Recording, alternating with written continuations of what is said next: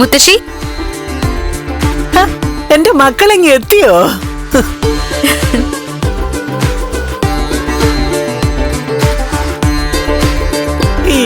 മോളെ മുത്തശ്ശി. ഉണ്ണിക്കുട്ട വന്നില്ലേ? വന്നില്ലമ്മേ. അവനോട് നാളെ രാവിലെ കണി കണ്ടിട്ട് ഇങ്ങോട്ട് വരാൻ പറഞ്ഞു. അതെന്തിനാടാ അങ്ങനെ പറഞ്ഞേ? ഒരുത്തി അവിടെ ഉണ്ടല്ലോ. അവളെ 1-ാം തീയതിയായിട്ട് കാണാനുള്ള അവസരം ഒരുക്കാതെ ഉണ്ണിക്കുട്ടനെ ഇങ്ങോട്ട് കൊണ്ടുവന്നുകൂടായിരുന്നോ? പോട്ടെ മുത്തശ്ശി, ആദ്യത്തെ വിഷുവായിട്ട് അവിടെ നിന്ന് കണി കാണണമെന്ന് ആരും എന്നോട് പറഞ്ഞില്ലല്ലോ. അങ്ങനെ നിർബന്ധം പിടിച്ചില്ലല്ലോ. അതെ, അത് തന്നെ വലിയ കാര്യമല്ലോ അമ്മേ. മോളെ ഇങ്ങോട്ട് വിട്ടില്ലേ? പിന്നെ മോൾ അവിടെ നിന്നാ അമ്മ പറഞ്ഞ പോലെ അവളെ കണി കാണൂലേ ലക്ഷ്മിയെ? ഇവിടെ ആവുമ്പോ ഇത്തവണ അവളില്ല. അവളുടെ അമ്മ മാത്രമല്ലേ ഉള്ളൂ. അതുകൊണ്ട് അവളുടെ അത്രയും പ്രശ്നമില്ല അവളുടെ അമ്മയെ കണി കാണുന്നത്.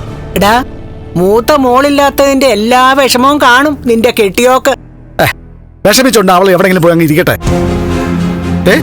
മോളെയും വിളിച്ചോണ്ട് ഇങ്ങോട്ട് വരുമ്പോഴേ തമ്പുരാനുണ്ടല്ലോ, വീൽ ചെയറിൽ ഇരിക്കുന്ന തമ്പുരാൻ, അവന്റെ വക ഒരു പ്രഭാഷണം ഉണ്ടായിരുന്നു.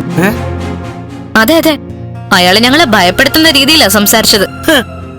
അതിനെന്താ മോളെ, നാളെ അവൻ കാഴ്ച കാണാൻ പോണതേ ജാതകത്തിന് പോലും പേരുദോഷം ഉണ്ടാക്കിയ ഒരുത്തിയല്ലേ. അവളുടെ എല്ലാ ദോഷങ്ങളും അവനും കൂടെ പകർന്നു കിട്ടിക്കോളും. അത് ഞങ്ങൾ പറഞ്ഞു മുത്തശ്ശി.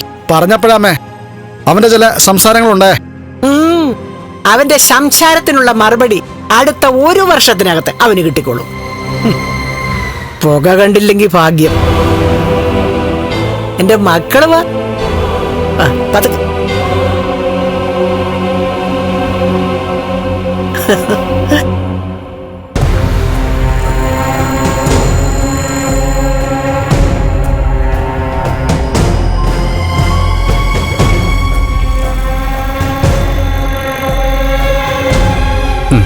ശരി, ഞാൻ അങ്ങോട്ട് വിളിക്കാം.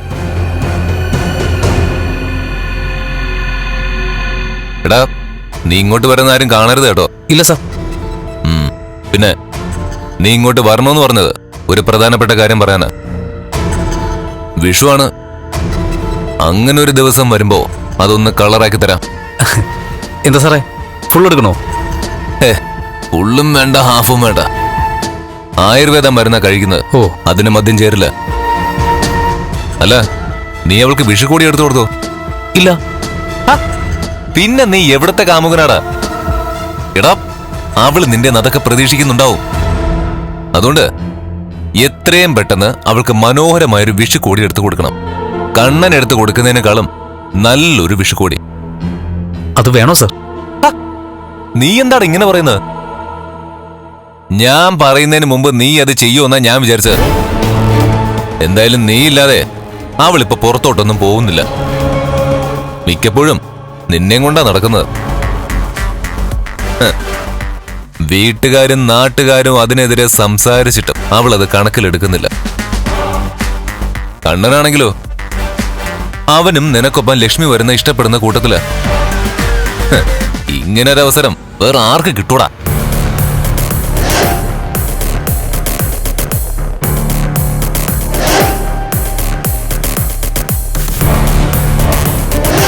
എടാ, ഇനിയിപ്പോ ആലോചിക്കാനില്ല. ഇന്ന് അവളുടെ കയ്യിൽ വിഷുക്കോടി എത്തണം. എടാ മോനെ, നാളെ അവൾ അമ്പലത്തിലോട്ടായാലും അവളുടെ വീട്ടിലോട്ടായാലും നീ എടുത്തു കൊടുത്ത വിഷുക്കോടി ഉടുത്ത് വേണം പോവാൻ. അങ്ങനെ നമുക്ക് പറയാൻ പറ്റുമോ സാറേ, ഉടുത്തോണ്ട് പോണോന്നൊക്കെ? പറയണ്ട. എടാ, നീ ഒരു സമ്മാനം കൊടുത്തു കഴിഞ്ഞ അതാണ് അവൾക്ക് പ്രിയപ്പെട്ട സമ്മാനം. നീ കൊടുക്കുന്ന സാരി അല്ലാതെ നാളെ അവള് മറ്റൊരു വേഷവും ധരിക്കില്ല. നീ നോക്കിക്കോ.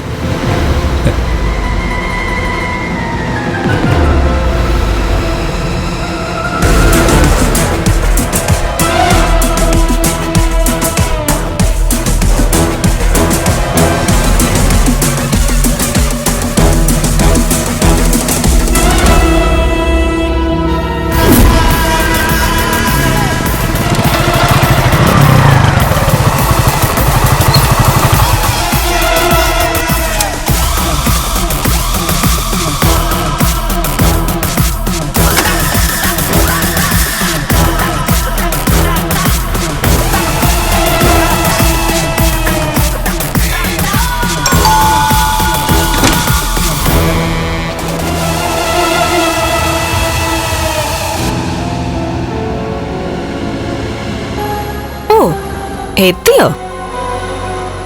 മേഘൻ സാറ് കെട്ടാൻ പോണ പെണ്ണ് അടിപൊളിയാണല്ലോ. താനെന്താടോ ഇങ്ങനെ നോക്കുന്നേ? അല്ല, അത് പിന്നെ മേഡത്തെയും കണ്ണൻ സാറിനെ ഒന്ന് കാണാൻ വന്നതാ.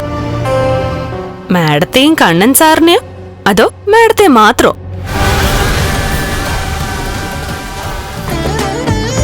കുടുംബങ്ങളിൽ കൂട്ടുകൂടിയ 10 വർഷങ്ങൾ.